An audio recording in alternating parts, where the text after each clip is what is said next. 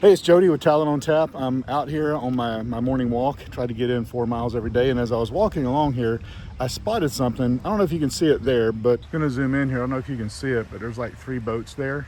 And effectively, you know, they're there because that's where the fish are running. There's other boats coming up here. So what happens with this is it's kind of like posting on the job boards because you're only getting in front of 30% of the active workforce looking for a job.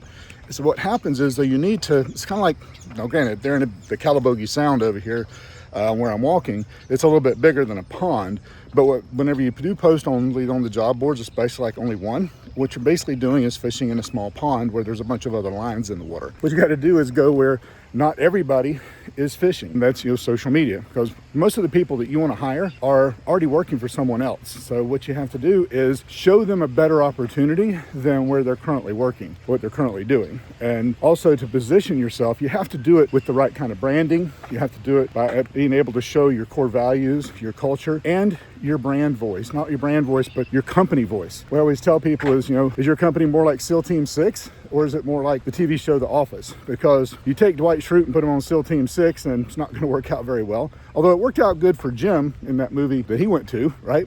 But anyway, but if you take somebody from SEAL Team 6 and drop them into The Office, having Michael Scott as their team leader is not going to work out very well. So you have to make sure that that's happening. That's what we find whenever people join a company and they leave within a couple of months. Sometimes they no-show after the interview, after they've accepted the job, is because they just don't feel the fit. It's super important to not only put your information where people can find it when they're just scrolling through, but also making it in such a way that your voice comes through so they know that taking that choice to join your team is going to be not only the right choice for them, but also the right choice for you. What that then does is makes it so that, you know, they stick around longer and you're able to actually grow your revenues, because every person you hire is a revenue hire.